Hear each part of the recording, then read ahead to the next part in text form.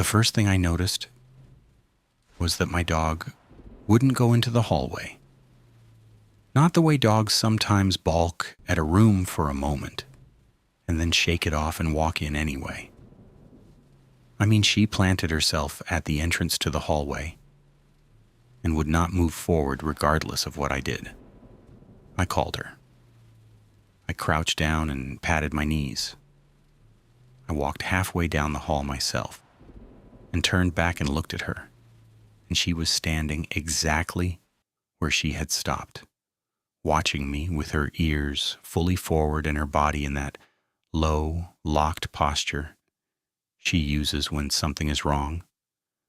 I've had her for 6 years. I know her postures. That one means wrong. I walked back out of the hallway, crouched down beside her, and looked down the hall myself. Though it was my hallway, my apartment. A hallway I had walked down every day for 2 years.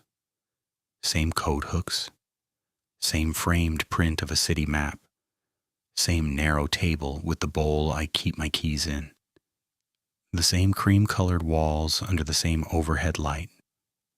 Nothing wrong, nothing out of place, nothing that would explain the way she was standing.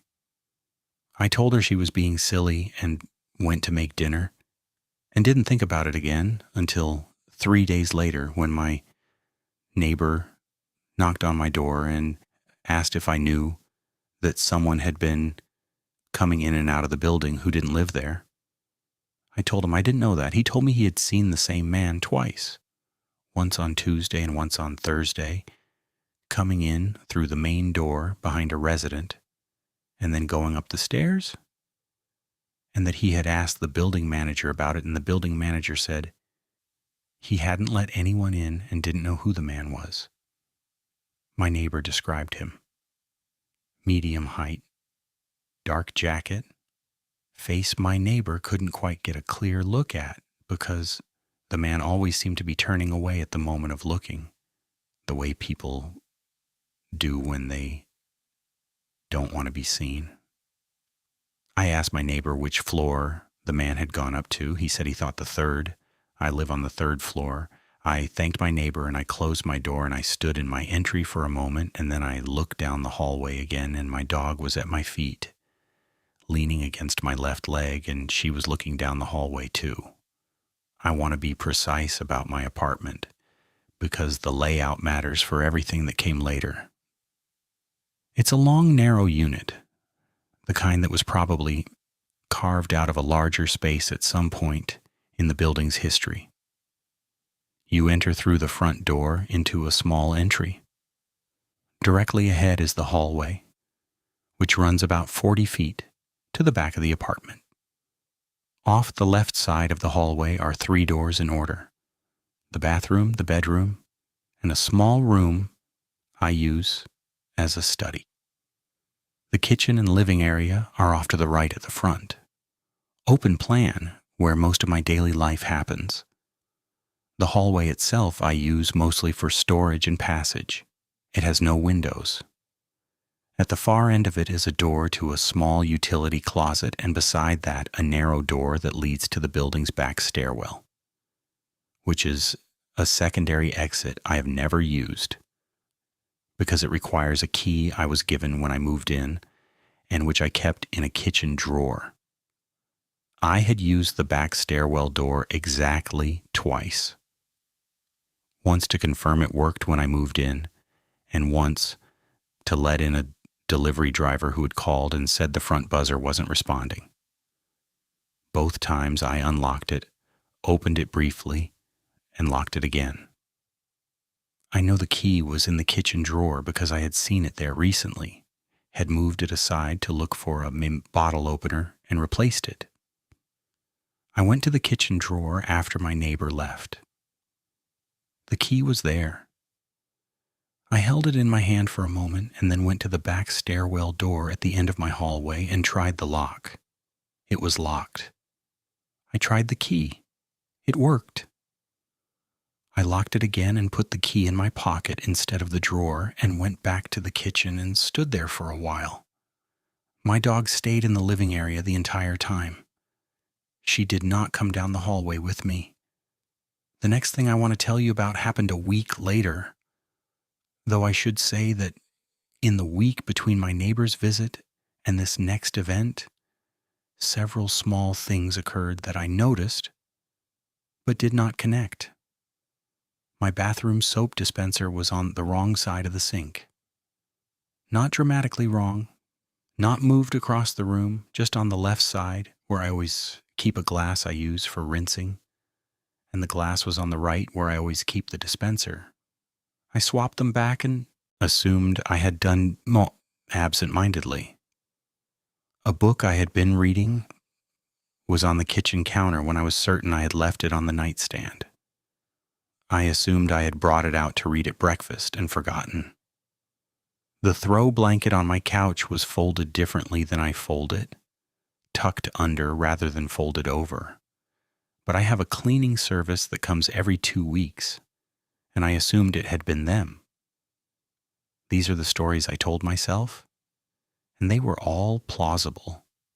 And I believed them in the way you believe things when you haven't yet accumulated enough data to doubt them. The thing that happened a week later was this. I came home from work at my usual time, unlocked my front door, put my bag down in the entry, and noticed that the bowl on the narrow hallway table where I keep my keys was in a different position, not moved to a different surface, rotated. It's a round bowl with an asymmetric glaze pattern, dark on one side and lighter on the other. And I always set it with the dark side facing the front door because I like to see the glaze when I come in. It was sitting with the light side facing the door, the dark side facing the hallway. It had been rotated approximately 180 degrees. I stood in my entry, looking at it for a long time. My dog was beside me. She was looking at the hallway. I picked up the bowl and turned it back. Then I took out my phone and I took a photo of it from where I stood, so I could see the position and the orientation and the angle relative to the table. I set a location pin on the photo. I dated it. I went into every room in the apartment, my dog walking closely at my heels, and I looked at everything. I opened every closet. I opened the utility closet at the end of the hall. I opened the back stairwell door, checked the landing, saw nothing, locked it again. I checked the bathroom, the bedroom, the study. Everything was where it should be. Nothing was out of place except the bowl, which I had now placed back correctly, and the soap dispenser swap from a week ago that I had dismissed. I made dinner. I ate it. I told myself the cleaning service. I told myself air movement from a window. I told myself I had turned the bowl myself and didn't remember. I started taking photographs every morning before I left for work. Not a formal system, not every object, just a few shots of the entry, the hallway table, the bathroom counter, the study desk. Things I had noticed changing. I told myself it was paranoia made productive. The first 2 weeks of photographs showed nothing. Everything was where I'd left it. The bowl stayed with the dark side facing the door. The soap dispenser stayed on the right. The glass stayed on the left. I started to relax, which I now understand was the correct thing to happen. I started to relax, and on day 17, my morning photograph of the hallway table showed the bowl oriented correctly, dark side forward exactly as I had left it. And on day 18, I came home, walked in, looked at the bowl, and the dark side was facing the hallway. Rotated again, exactly 180 degrees. Same as before. I stood in my entry and I took a photograph and I compared it to the morning photograph on my phone, and the difference was unambiguous. Between the morning when I left and the evening when I returned, the bowl had been turned around. I called the building manager. I told him about the man my neighbor had seen. I told him about the back stairwell. He was polite and slightly dismissive in the way building managers are when they're not sure if they're dealing with someone reasonable or someone difficult. He said he would look into it. He said the stairwells had cameras at the ground floor entrance. I asked him to check the footage from that day. He said he would. He called me back 2 hours later and said the camera showed nothing unusual. I asked him if I could see the footage myself. He said the system had experienced a recording gap between 9 in the morning and 6 in the evening. He said this sometimes happened. He said the camera was working now. I said I understood. I ordered a secondary lock for the back stairwell door that night, a hardware lock I could install myself on the interior, something no key could work from the outside. I installed it the following evening. It took me 40 minutes, and I tested it 6 times. Then I sat on the floor in the hallway, my back against the wall, and I looked at the back door with its new lock, and my dog lay across my feet. And I felt briefly like I had done something useful. The following morning I left for work. The bowl was oriented correctly, dark side forward. I photographed it. I came home that evening and the bowl was rotated, 180 degrees. The back stairwell door was still locked. My new hardware lock untouched. The front door lock showed no sign of tampering. The windows were all closed and latched from the inside. I sat down on the floor in the entry, right there on the floor, and my dog put her head in my lap, and I sat there for a while. I am a person who believes in explanations. I want to be clear about that because it's the thing I keep coming back to when I try to understand my own behavior during this period. I am a person who, when something strange happens, looks for the mechanism, looks for the hinge, looks for the gear that is turning the other gears. The bowl had been rotated. There were no signs of entry. These two things in combination should have been impossible. And instead of treating them as impossible, I began quietly and without fully acknowledging what I was doing to treat them as a problem to be solved. I ordered a small camera, a discreet one, the kind people put in smoke detectors or bookshelf items for home monitoring, tiny lens, motion activated, records to a memory card. I set it on the hallway table beside the bowl, positioned to cover the entry and the length of the hallway. I told no one. I set it up on a Sunday night and I went to work on Monday, and I came home Monday evening and the bowl was oriented correctly, dark side forward, exactly as I had left it. I pulled the memory card and loaded the footage on my laptop. 8 hours of footage, compressed, played at 8 times speed. I watched it alone at my kitchen table with my dog asleep under my chair. I watched my empty hallway for 8 hours and 50 minutes. Nothing moved. No one entered. The bowl sat in the same position for the entire day.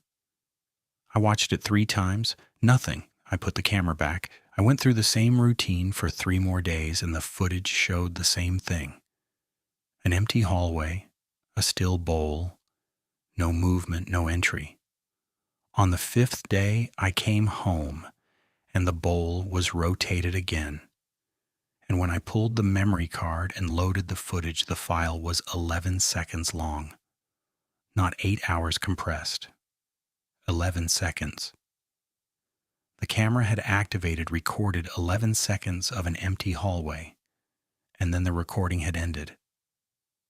The memory card showed no other files, no deletion, no corruption, just 11 seconds from 7:42 in the morning, which was approximately when I'd left the apartment, and then nothing.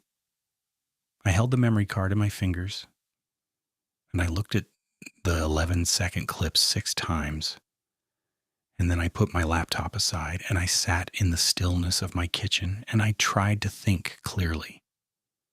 The camera had malfunctioned. The memory card was faulty. There was a mundane technical explanation for a camera recording 11 seconds and then stopping.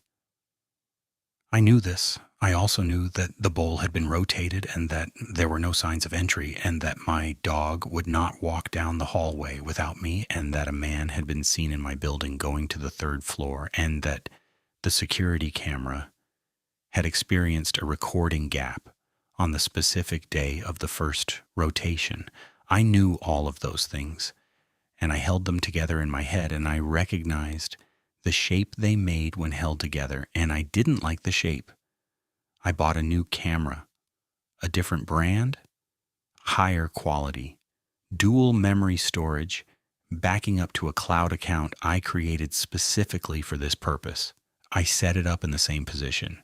I also, and I'm including this because it matters, bought a small digital thermometer and placed it on the hallway table as well, one that logged temperature readings every 15 minutes and stored them internally. I had read somewhere in the context of something entirely different that if a space is being entered from outside, the temperature profile changes in a measurable way as outside air mixes with inside air. I don't know how reliable that is as a detection method. I was running out of methods. The new camera ran for 4 days without incident. The bowl stayed correctly oriented.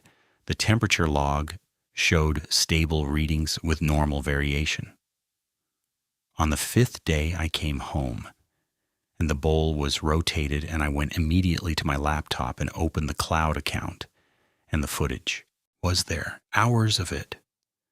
And I searched by motion trigger and found 3 triggered clips. The first was me leaving in the morning. The second was 7 minutes of a moth that had gotten inside and was moving near the hallway light. The third clip was 4 seconds long, time-stamped at 2:14 in the afternoon, and it showed the hallway, just the hallway, the bowl on the table with the dark side correctly facing forward. And then, at exactly the 2-second mark, the clip ended and then resumed, and the bowl was rotated, and the timestamp on the resumed footage read 2:14 and 15 seconds. 4 seconds of footage spanning a moment in which the bowl had rotated on its own, with no one in the frame. With the timestamp advancing by 15 seconds between the second mark and the resumption. I played the 4-second clip many times. The cut was clean. Not a dropped frame, not a visual glitch, not a motion blur, suggesting physical contact. The bowl was facing one way, and then the footage resumed 1 moment later, and the bowl was facing the other way, and nothing had touched it. I sent the clip to no one. I don't know exactly why I didn't. I think I understood even then that it would raise more questions than it answered, and that the questions would be about me rather than about the clip. I kept the footage. I have it still. The temperature log for that day showed a reading at 2:15 that was 0.4 degrees Celsius, lower than the reading at 2 o'clock. Within normal variation range. I stared at that for a long time too. I want to tell you about the study because the study is where the next phase of things happened, and I haven't described it yet. It's a small room, as I said, the last door on the left side of the hallway before the utility closet, and the back door. I use it for work I bring home, for reading, for the specific type of thinking that requires a different chair than the one in the living room. It has a desk against the far wall, a bookshelf on the left wall, a window above the desk that looks out onto the building's interior courtyard. When I first moved in, I had a small couch in there too, but I moved it to the living room after a few months because the room felt better without it. I don't mean better aesthetically. I mean, it felt better in the way a room sometimes feels when the furniture arrangement allows you to see all of it at once, when nothing is blocked, when there are no corners that the couch is obscuring. I noticed approximately a month into all of this that my desk chair had been moved. Not dramatically. A few inches back from the desk and rotated slightly clockwise, maybe 10 or 15 degrees. I know the position of my desk chair, the way I know the position of my body in space. I sit in it every day. I push it a specific way when I stand up. The indentations in the carpet are in a specific place. The chair was moved, not the carpet indentations, the chair. It had been moved away from the carpet indentations, away from the desk, slightly turned as if someone had sat in it and then pushed back from the desk and turned a little to the left before standing up. That is the specific geometry of how my desk chair was displaced. I stood in the doorway of my study, and I looked at my chair and I noted its position relative to the carpet and the desk, and I took a photograph, and I was aware, standing there, that I was very calm. I'd been calm about all of it. I kept noticing that. The calmness, the way I was responding to each new piece of information with this sort of careful steadiness that didn't feel like the absence of fear exactly, but felt more like fear that, had been organized into something functional, something that kept me photographing and logging and replacing camera cards rather than doing what I think a different person might have done, which is leave. I didn't leave. I want to be honest about why. Partly because the things that were happening were small. A bowl, a chair, soap dispenser, objects that were being touched and moved but not damaged, not destroyed, not arranged into anything that looked like a message or a threat. Partly because my apartment was good and had been hard to find and I did not want to give it up to a feeling, and partly because I had started to want to understand. I had started to feel around this time the particular pull of an unsolved thing, the specific gravity of a question that keeps accumulating evidence without reaching an answer. I needed to understand what was happening in my apartment. The chair became a regular thing to check.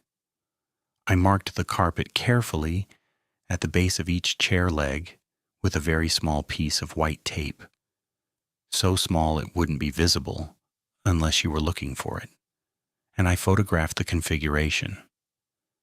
For 2 weeks, the marks matched. The chair stayed in position, then it didn't, then it did again. The pattern of chair displacement was not consistent the way the bowl rotation was consistent. The bowl was always rotated exactly 180 degrees. The chair was moved irregularly, sometimes a lot, sometimes barely at all, sometimes in a way that suggested someone leaning back, sometimes in a way that suggested someone turning. After a month of monitoring the chair, I began to understand the moves the way you begin to understand a person's habits. The most common displacement was back and slightly left, as if someone sat down, worked at the desk for a time, and then pushed back and turned left to look at the bookshelf. I have a bookshelf on the left wall of the study. I started paying attention to the bookshelf.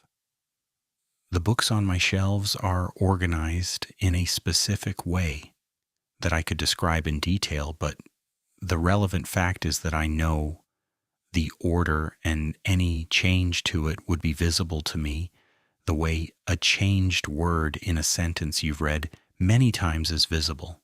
It took me 2 weeks of checking the bookshelf daily before I found it.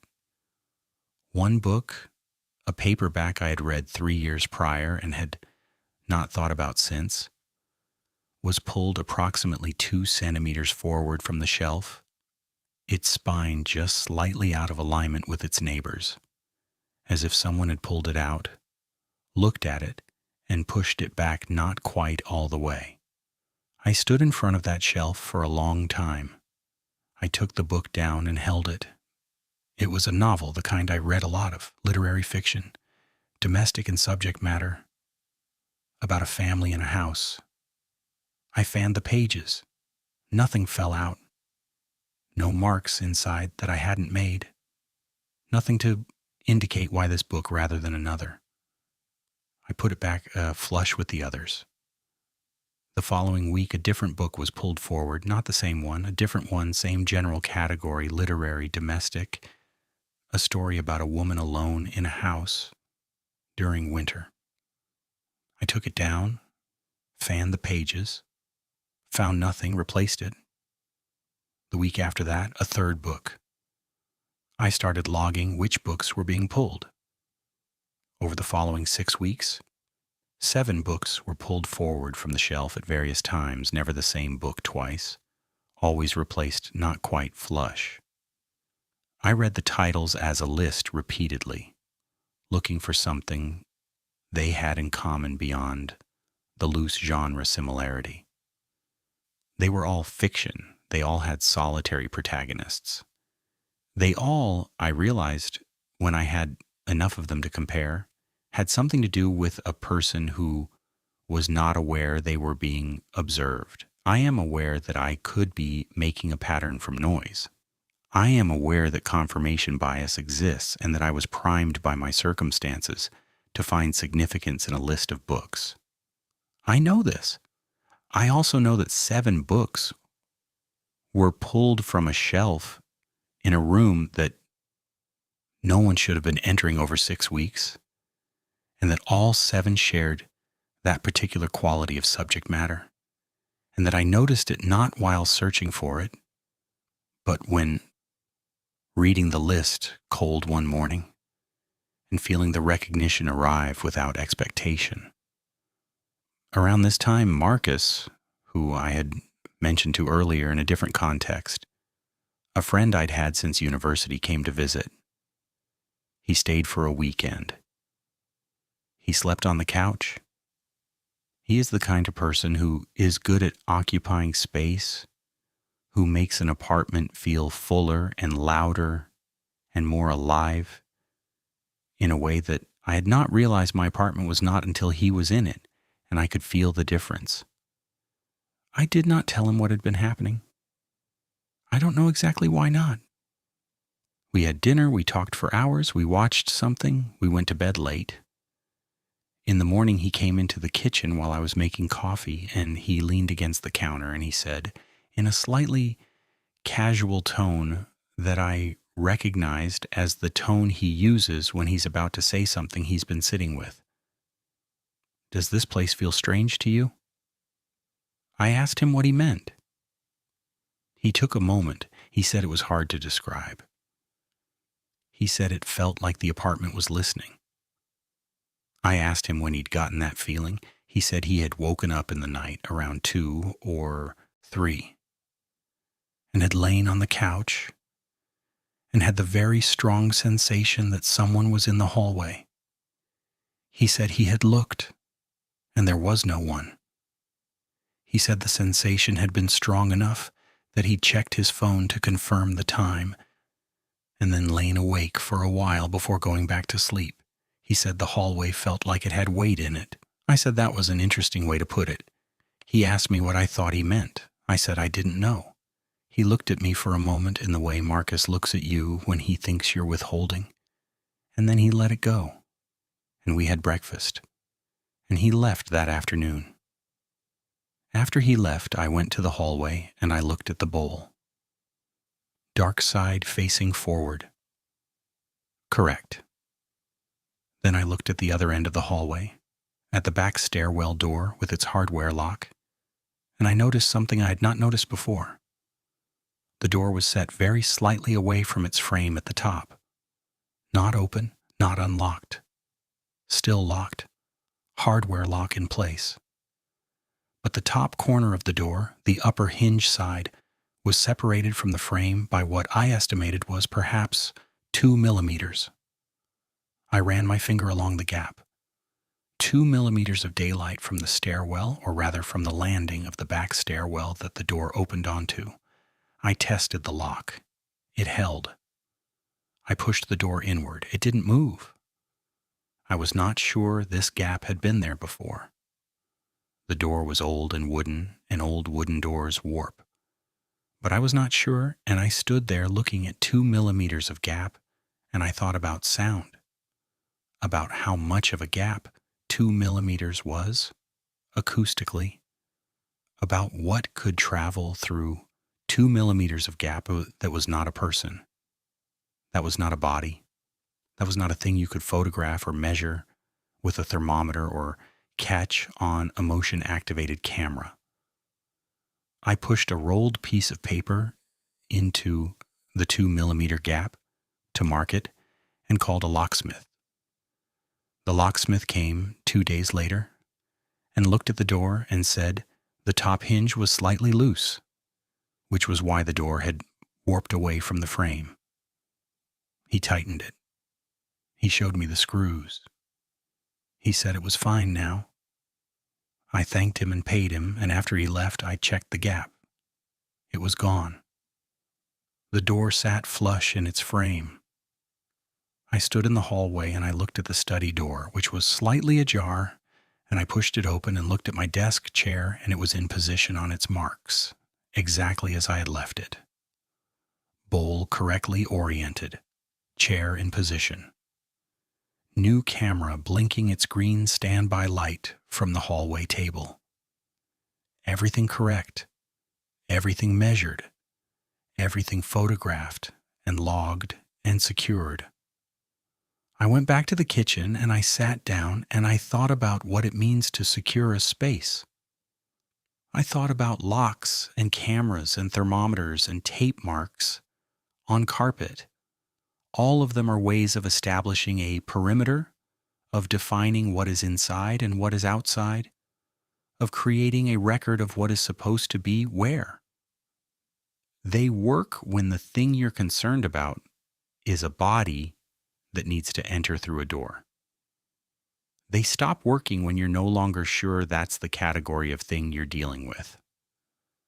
I want to tell you about the photograph because it is the clearest thing I have and because it changed the nature of what I understood myself to be documenting. It was not a photograph I took intentionally. It was a photograph I found. I had been doing my morning check of the entry before leaving for work, taking my routine shots with my phone. And I noticed when I looked at the morning's photographs that evening that I had accidentally taken one at a slight angle. The phone tilted while I pressed the shutter. A photo that was meant to show the hallway table straight on, but instead caught the hallway at an angle. The table in the foreground, and the length of the hall receding behind it. The bathroom door, the bedroom door, the study door, all of them on the left. The light from the far end of the hall where the utility closet light was on, which I hadn't noticed I'd left on. In the study doorway, which was cracked open the way I usually leave it, there was a shadow. Not a shadow the way a piece of furniture casts a shadow. A vertical shadow. A shadow the shape of something standing in the crack of the doorway, visible, not as a figure, but as the absence of light in a specific configuration. The study door was cracked, and the light from the utility closet at the end of the hall was backlighting everything. And in the crack of the study door there was a column of dark. I looked at this photograph for a very long time. I enlarged it on my laptop screen until the pixels broke into squares, and I looked at it from close and far, and I tried to resolve it into something specific. The shadow was approximately the height of a person. It was in the crack of the study door. The study door was cracked the way I always left it, because I left it cracked to let my dog in and out freely. I went back through my morning photographs, months of them at this point, and I found two other photographs where the angle was even slightly off axis from straight forward, and in both of them, the study door was visible, and in one of them, there was the same vertical shadow in the crack. I had taken that photograph 46 days earlier and had looked at it on the day and seen nothing because I'd been looking at the table, the intended subject, and my eye had not traveled down the hallway. Now I looked. There it was, 46 days ago. The same shadow, the same configuration of dark in the crack of the study door. I put those two photographs side by side on my laptop screen. I looked at them for a long time. I did not call anyone. I did not tell anyone. I went to the study door, the actual study door in my actual apartment, and I opened it fully, and I turned on the light, and I looked at the room. My chair was on its marks. The books were flush on the shelf. The desk was clear except for my computer and a coffee mug I had left there. The room was empty and normal and mine. I pulled the study door back to its usual crack, and I went to the end of the hallway, to the utility closet, and turned off the light I had apparently left on. Then I walked back up the hallway, and I looked at the crack of the study door from the far end, from near the entry, from the angle where the photograph had been taken. The crack was a crack, dark inside. I could not tell what was in it or wasn't. I went to bed. I started sleeping poorly around this time. Not badly enough to call it insomnia, just poorly, in the specific way you sleep poorly.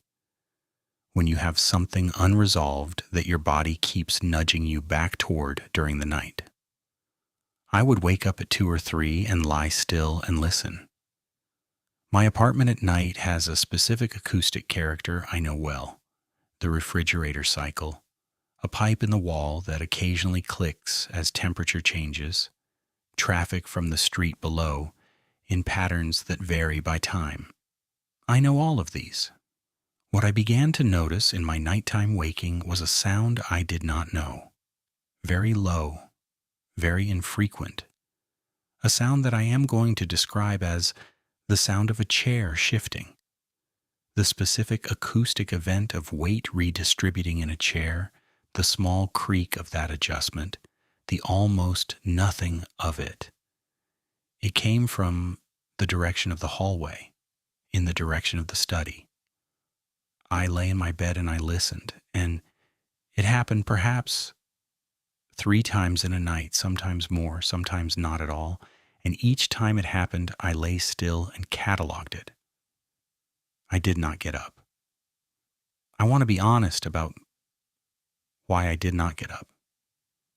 Not because I was too frightened to get up, because I was afraid of what getting up would mean. Getting up would mean walking down the hallway and opening the study door and standing in the room at 3 in the morning and looking at my chair, and if the chair was on its marks and the room was empty, I would have to accept that I had heard something I hadn't heard.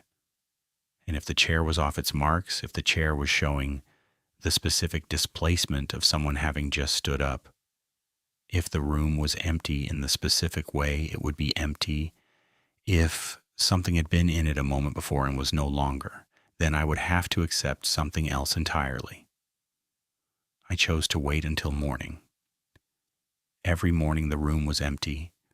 Every morning the chair was on its marks, or slightly off. I logged the nights I heard the sound and the mornings I found displacement. They matched 70% of the time. On the nights I heard nothing, the chair was always in position in the morning. On the nights I heard the sound, the chair was displaced in the morning 7 times out of 10. I have those logs. I kept them in a paper notebook because by this point I was not entirely certain I trusted my digital records, the camera footage, the temperature logs, the cloud backups. Things had disappeared from them before. The paper notebook felt more reliable in a way I knew was not entirely rational and yet kept being true. Nothing had disappeared from the paper notebook. My dog confirmed what I logged. On nights I heard the sound, she did not sleep at the foot of my bed as she usually did. She slept pressed against my left side, tight against me, very still. She did this whether I woke up and heard the sound or not, whether I was conscious of it or not. The nights I heard nothing and the chair was in position in the morning, she slept at the foot of the bed. The nights the sound happened, she was against my side. She knew before I did. She always knew before I did. She had known before any of it started, standing at the entrance to the hallway that first day with her ears forward and her body in the locked posture that means wrong. I want to tell you about the conversation I had with my neighbor, the same one who had first told me about the man in the building, which happened approximately 3 months into all of this. I ran into him at the mailboxes and he asked, with the careful politeness of someone who has been wanting to ask for a while, how things were going in my apartment. I said, fine. He looked at me for a moment and then said he had seen the man again. 3 weeks prior. Going up the back stairwell. He had tried to follow him and had gotten to the 3rd floor landing and the man was gone. No door had closed. No footsteps continuing up or down. Just gone from the landing. I asked my neighbor to describe him again. Medium height, dark jacket. He paused and said, the strange thing was his face. I asked what he meant. He said he had gotten closer this time, close enough that he should have been able to describe the face, and he couldn't. Not because the man was obscuring it, not because the man had turned away in time. He said, it was more like I kept not seeing it, like my eyes went to it and then slid off. He said this with the embarrassed precision of someone describing something they know sounds wrong. I said that was an interesting way to put it. He said yes. We stood at the mailboxes for another moment and then he said, I don't think it's a person. He said it the way you say a thing you've been deciding whether to say for a while, with a specific forward quality to the sentence, like you're committing to it. I said I understood why he would say that. He looked at me for another moment, and then he nodded and got his mail and left. I went upstairs. I stood in my entry. I looked at the bowl. Dark side, facing forward. Correct. I picked it up and held it and thought about what my neighbor had said and what it meant if he was right. Not a person. Not a body that entered through a door. Something that went up the back stairwell and disappeared from a landing. Something that moved objects inside a locked apartment without leaving traces on camera. Something that sat in my desk chair in the study at 3 a.m. and read my books. Something that my dog had known about before I did, and that Marcus had felt his weight in the hallway. I put the bowl back with the dark side facing forward, and I went to the study and I sat in my desk chair, the specific chair, the one that had been moved so many times, and I sat in it and I put my hands flat on the desk and I looked at the room, the bookshelf, the window above the desk showing the interior courtyard, the door slightly cracked the way I always left it. I sat in the chair and I thought about what it would be like to sit in this chair from the other direction, not as the person who lives here, who owns this chair, who works at this desk, from the other direction, as the thing that comes here when I'm not here, or while I sleep and sits in this chair and pulls books from the shelf and does whatever it does that leaves the residue of a presence in a room. What does it want with my books about solitary people in houses? What does it want with my soap dispenser and my key bowl? I don't have answers to those questions. What I have is the thing that happened next, which was the most direct thing that happened in all of this, and which I have told no one. I was in the study one evening working late, sitting in that chair at that desk, when I became aware that the room had changed. Not visually, not in any way I could point to and name. The room was the same room. My computer was open, the lamp was on, the bookshelf was to my left. But the quality of the room had changed in a way that I can only compare to the way a room changes when a second person enters it. The slight increase in acoustic density, the faint shift in air, the peripheral awareness of not being alone that precedes the act of turning to see who has entered. I did not turn immediately. I sat very still and I felt the room, and I knew, in the way you know things through your body before your mind has processed them, that there was something behind me, to my left, near the bookshelf. I turned slowly. There was nothing there. The bookshelf. The door slightly cracked. My dog in the doorway, which I had not heard her enter, standing exactly as she had stood that first day at the entrance to the hallway. Body low and locked, ears fully forward, eyes on the bookshelf. Not on me. On the shelf? I looked at the shelf. One book was pulled forward, its spine out from the others by approximately 2 centimeters, exactly the way I had found them many times. I had checked the shelf that morning. It had been flush. I was sitting 3 feet from the shelf. I had not heard it move. The room was the same room. The lamp was on. My dog was in the doorway looking at the shelf. I got up slowly and I went to the shelf and I took the book down. It was not one of the 7 that had been pulled before, a new one. I turned it over in my hands and I looked at the cover and I looked at the title. And I stood there in the full light of my study, holding a book that had just been pulled from my shelf in a room I was sitting in.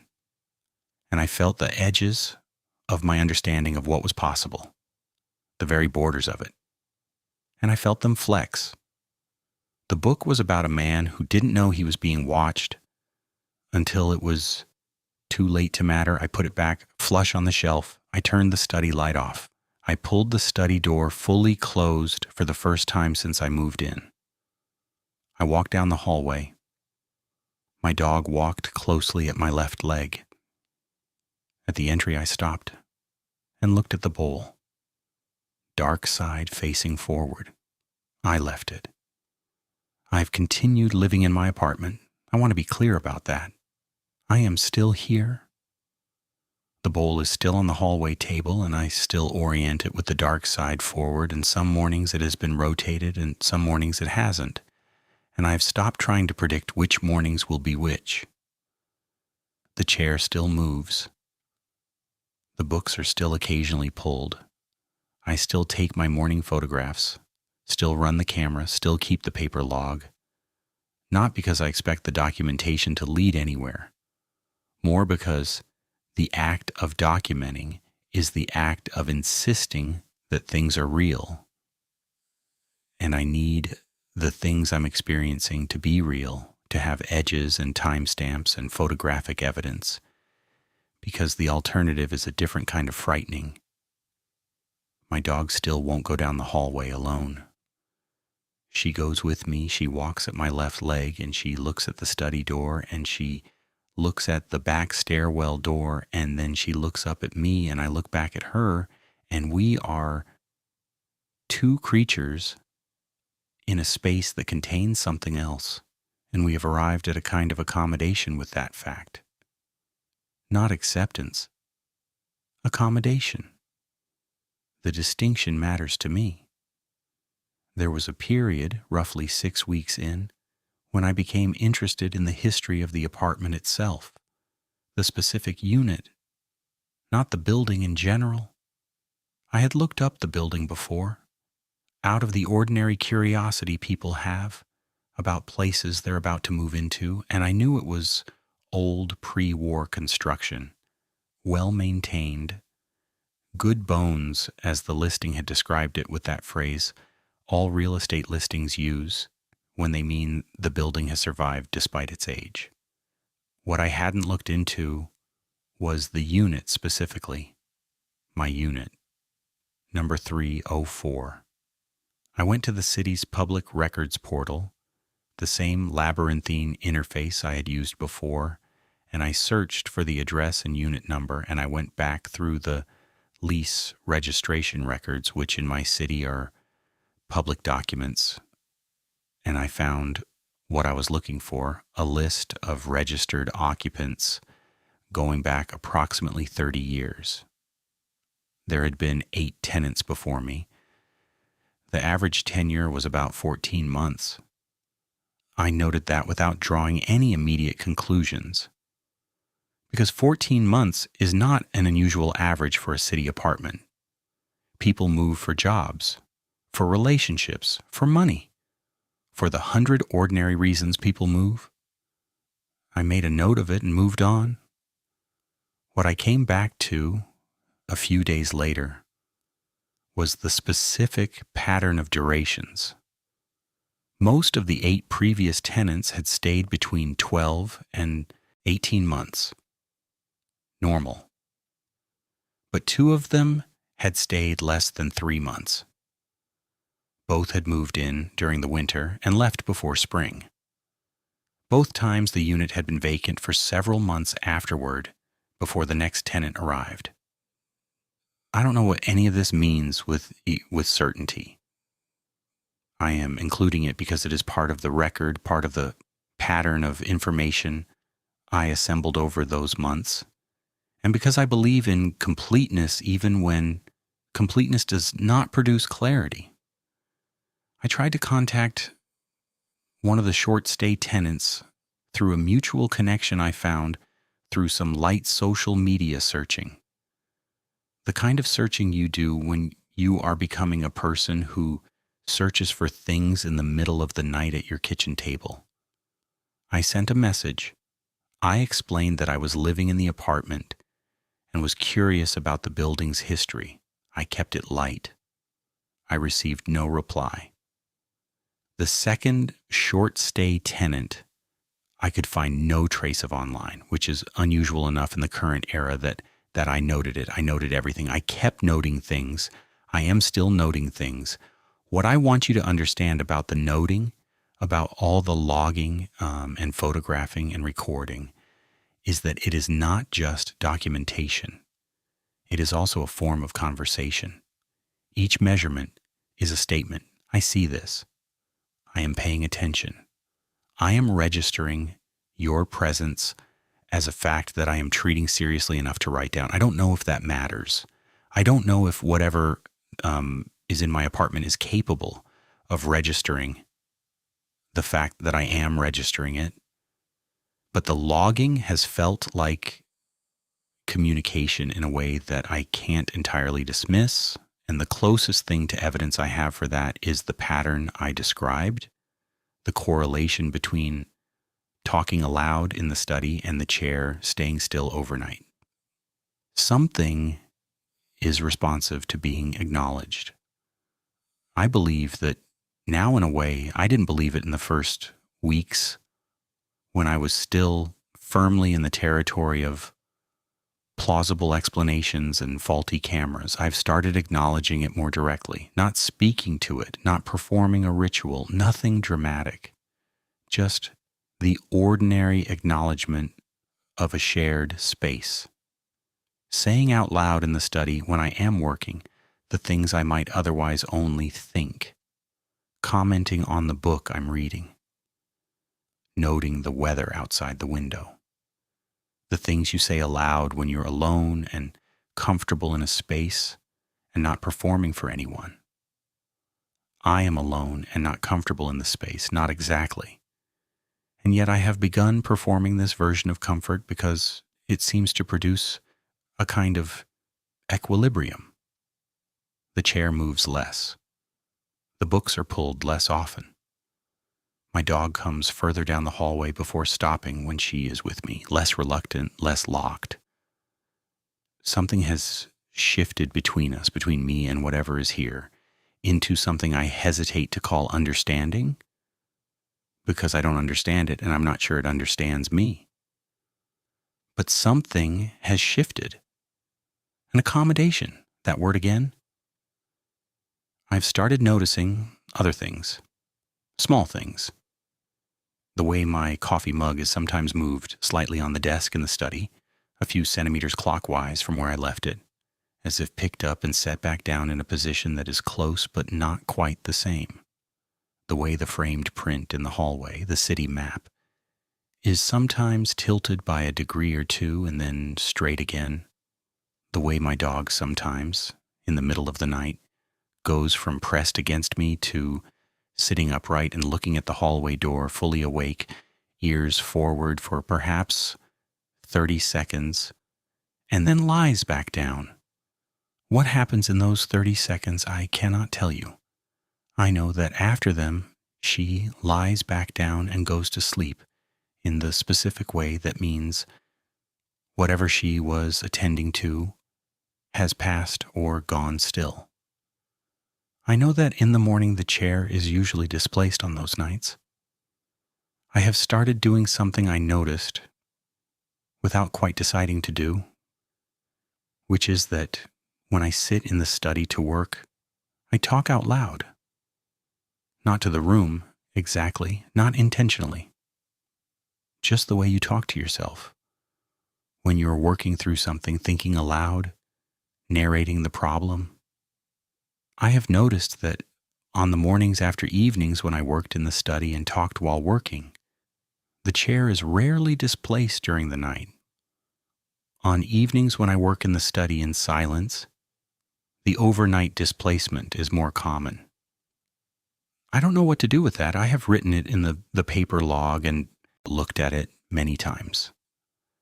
And I don't know what it means other than that something in or around that room responds to being acknowledged, to the sound of a voice that is aware of it, to the presence of someone who is not pretending it isn't there.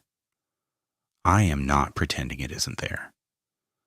Whatever it is, whatever category of thing it belongs to, however it enters a locked apartment and moves objects and sits in a chair and reads books about people who are alone and observed, I am not pretending it isn't there. I stopped pretending a long time ago. I have been thinking lately about a particular detail I haven't mentioned yet, which is the mirror in the bathroom. The bathroom is the first door on the left in the hallway, which means it is the door closest to the main entry, the one you pass first. The mirror above the sink is the kind of medicine cabinet mirror, hinged, that you can angle slightly by how you close it. I always close it flush, all the way, because I don't like the angled reflections you get when it's partially open. Several months into everything else, I noticed the mirror was angled open slightly, not much, perhaps 15 degrees. Enough that if you stood in front of the sink, you would see the mirror reflecting the wall to your right rather than your own face. I adjusted it, closed it flush. The next morning it was angled again, not the same 15 degrees, more, perhaps 25, reflecting the doorway of the bathroom. I closed it flush. The following morning it was angled enough that standing at the sink you would see in the mirror the length of the hallway behind you, not your face. The hallway.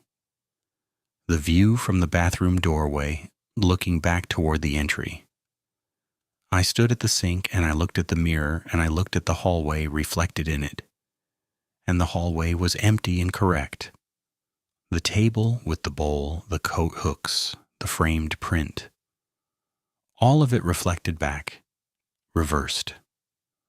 I stood there for a long time looking at my hallway in the mirror. Then I looked for my own reflection and realized I was standing far enough from the mirror that I was not in the reflection at all.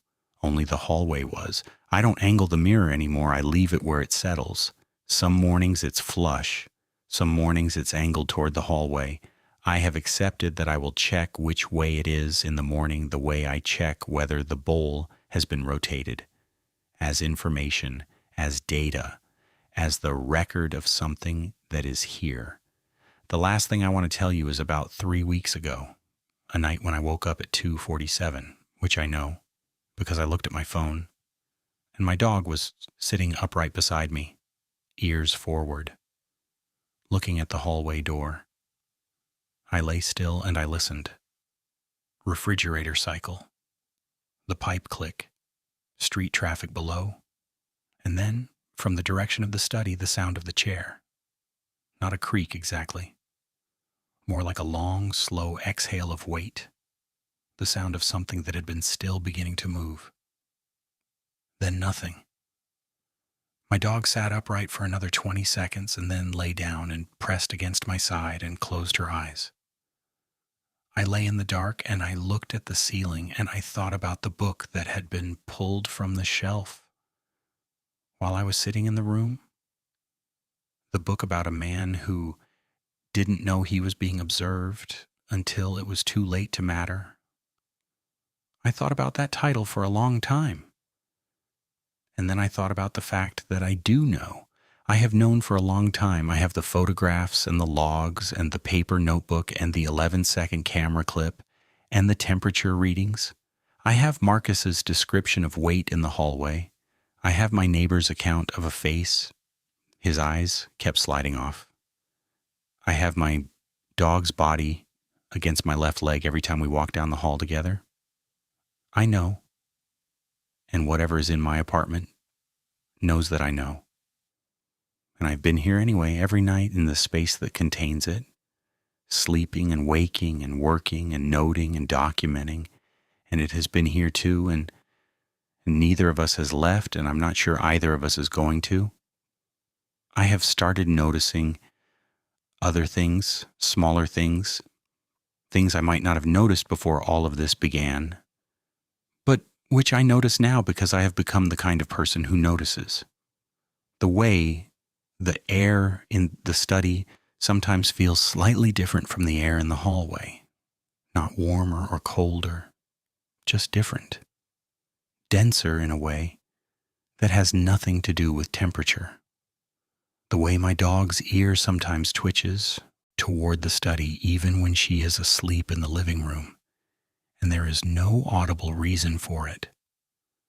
The way I feel some evenings when I am working at the desk that the chair I am sitting in is familiar to something other than me. I have not stopped sitting in it.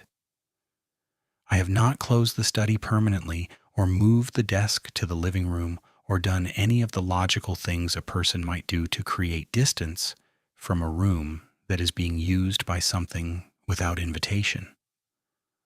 I sit in the chair, I do my work, I talk aloud when I work, and the room is quieter for it. Quieter in the way that means occupied rather than empty, inhabited rather than waiting. And I have learned enough about the difference between those two qualities of quiet to know which one I prefer. The ceiling was the same ceiling, the curtains were the same curtains. My dog breathed slowly against my side. And somewhere down the hallway, in a room with a bookshelf and a cracked door and a chair that remembers every body that has ever sat in it, something settled back into stillness and waited. The way it has always waited. The way I have come to understand it always will.